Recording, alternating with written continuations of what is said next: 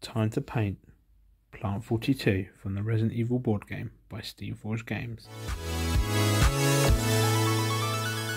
Hello and welcome to my channel, or welcome back to my channel. Today's video I will be painting up one of the next boss from the Resident Evil board game by Steamforged Games. This was requested by a guy called Kevin Jacques. So massive thank you to him for his donation to the channel and support. So yeah, this is Plant 42 from Resident Evil, and yeah, we'll be painting it up. So the first thing we did before priming the model, we gave it a wash in warm soapy water. That's just to get any release agent off, and then it was sprayed with Brainmatter Beige by Army Painter, a rattle can. And yeah, so without further ado, let's get into painting Plant 42. Okay, so the first step, I'm going to go in with PlagueBearer Flesh. Now, I've not used this one before. I want to go in with a lighter colour because it seems like Plant 42, from any art I can see and from gameplay footage of the actual game, it's a bit hard to see. It's like dark sort of browns and greens. So I want to start off with this is like a dirty sort of greenish colour, almost yellowy. So this is how I'm going to start off, and then we're going to probably paint in some other colours after that, like darken it down here and there with browns and even reds, because there seems to be a little bit of red in some of the artwork. So this is what I'm going to start with. So we'll get this down on the entire model and we'll be back. Okay, so that's the PlagueBearer Flesh done. Next we're going to go in with Striking Scorpion Green, and it's just to start getting more of a vibrant green on some pieces. So we're going to start off by filling in these bits at the top entirely in this colour, and then on this bit we're going to focus more to the centre and rub away some in the middle. You can use your fingers or tissue here, sort of just focus more on the middle bit here, where it divots in, like there. And then sort of dab it away. Use a bit of tissue for this, not your fingers. We're going to focus that all around the edges there, and then we're also going to start painting in some of the tendrils here. And again, we're going to rub this off in different patches, like just give it a few rubs like that, like dabs, and this is going to make it look more natural and, you know, uneven, and like just more of a natural sort of look to it. So it's more sort of a dabbing than an actual painting, if you know what I mean. But I'll get that finished on the entire model and I'll be back. Okay, so that's how it's looking so far. It's looking quite nice. Next step, we're going to repeat the same process, but this time we're going to go with Ork Flesh, and this is going to be even more sparing this time. This is, yeah, Contrast Ork Flesh. And this time, yeah, same process, but more focused down the middles there, and coming out slightly, and then getting a bit of tissue and just dabbing it away like that, just giving it a dab. And we'll do that for the whole model again. Okay, so that's all washed on there. I want to do a quick explanation of what I did. So with the Ork Flesh, I focused more on these bits here, not going out so far, and then dabbed it dry. And on the top here, I did it sort of more in the centre, and then less going outwards, and then dabbed that again, and then I put it on nearly solid onto the underside, just because that's not where the light's going to hit. I then focus more on the underside with the wash, sorry, with the contrast underneath, and then a little bit on the top, and then again with a bit of tissue just dabbed it off.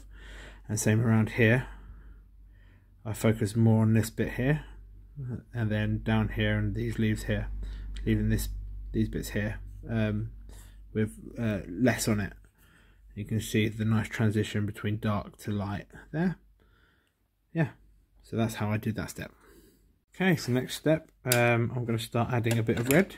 I don't want to go straight in with a paint. I feel like maybe shading the reds is a good colour, a good choice here. So I'm going to go in with Beserker Bloodshade.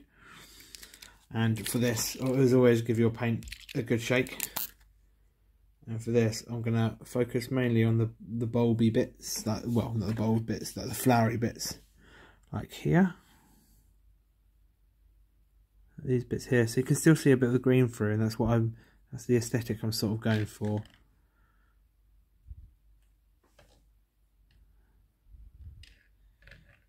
It's really hard to see that. Right. Then what I want to do is I want to have it focused a lot around here, and then I want to get a bit around, coming around down the stem, I suppose. And then as it comes down the stem, that's when I'll get this and start dabbing some of it off, so it's like a nice transition from the green into the red.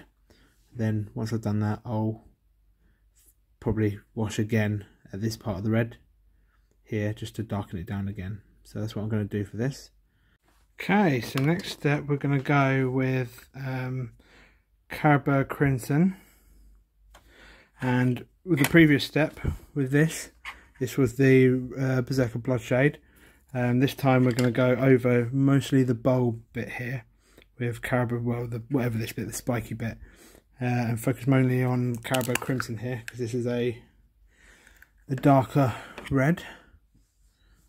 And then we're just going to focus this towards the main bulb itself. I'm calling it a bulb, I don't know if it's a bulb or not, like so. And a little bit on the stem as well, like that. Then you've got a nice transition from green into a lightish red into a darker red. We're doing this only for these spiky bulbs, because we're going to do these flowers slightly different. I think in the previous step I said do it all the same, but yeah, let's try something different.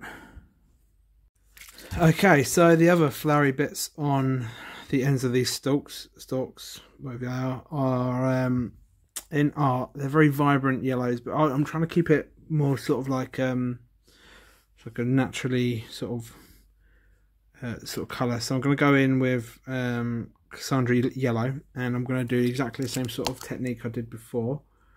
So I'm just going to slap it on, and then a bit down the stem as well, like so. And I'm going to do this for all four of them, all three of them. I even might need 2 washes with this, but I'll get that started and we'll be back. Step on those bits, I'm going to add Fuegan Orange, and this is going to be nearer the ends of the it, just to darken it up. And it's on these bits, and give it a nice orangey look towards the end.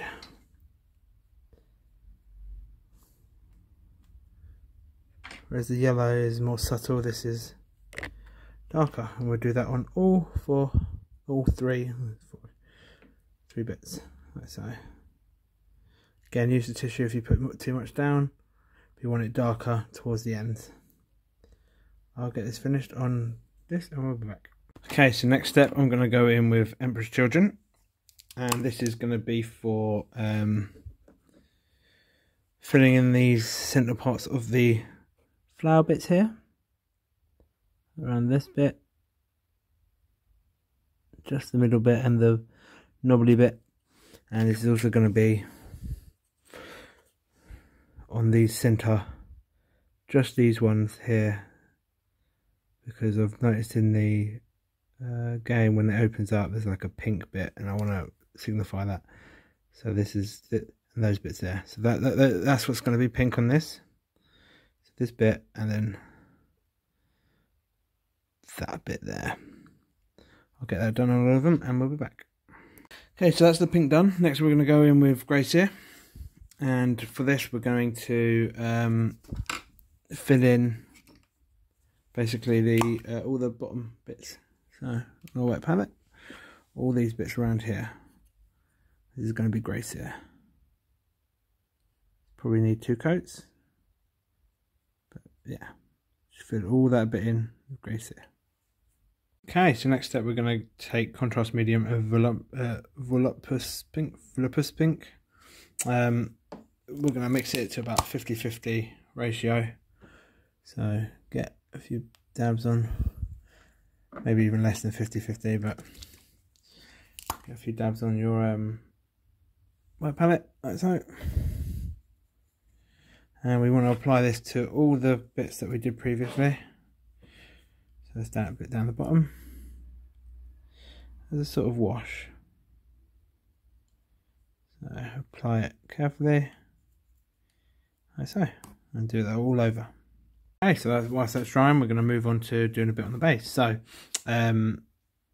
I got these bits of wood because it's a wooden base on this.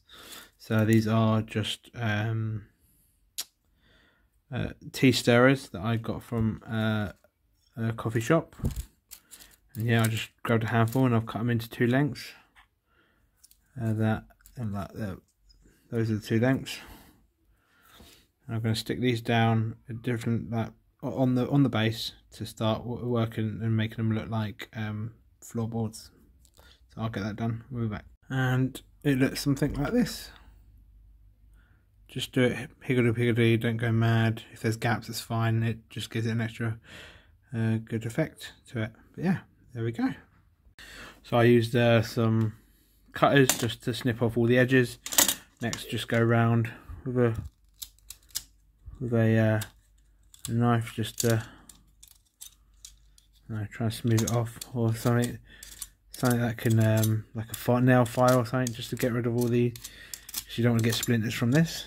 Just get rid of all the sharp bits, like so. Okay, so that's all sanded down. What I would say is a good way of knowing you've done enough is if you run your finger along it gently and it doesn't catch on anything.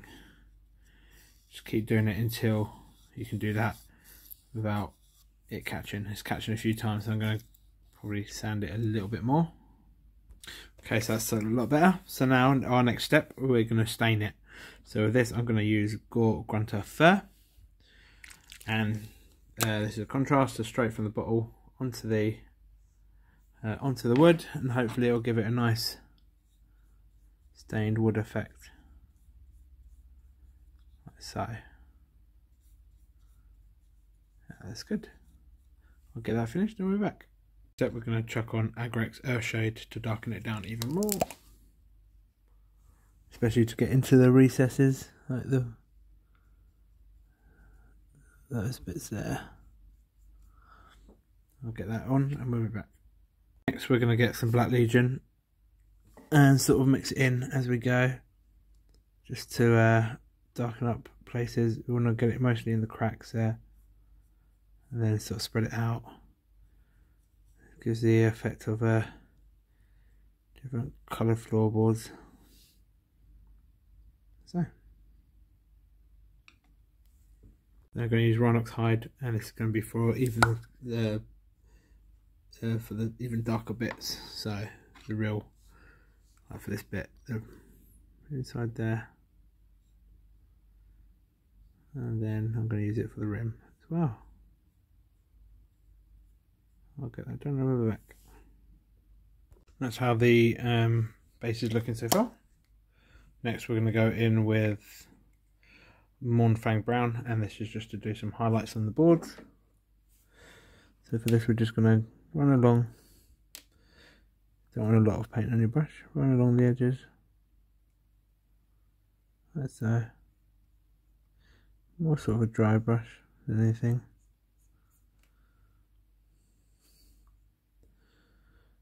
Just to bring out some of the finer bits of detail and just give the wood a bit of variation. That's how. Finish that on the rest and we'll be back. Final highlight for the wood is Skrag Brown. And this is going to be even more sparingly. use just to draw a few lines on it.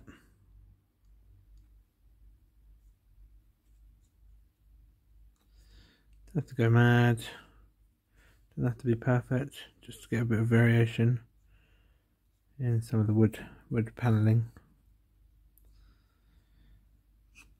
So, and there you have it, plant 42. Quite pleased with how it's turned out. I mean, you could probably go a few more steps and maybe tidy up this bit around the bottom here, but I'm quite happy with how it is. So yeah, if you enjoy this video, please leave me a like and subscribe if you'd like to see some more. If you have any requests, the video is just a donation away. That being said, I want to thank Kevin Jacques for the donation towards me painting plant 42. And yeah, this video is for you, mate, and hopefully you enjoy painting your own one. But yeah, so thanks again for watching, and we'll see you in the next video. Happy painting.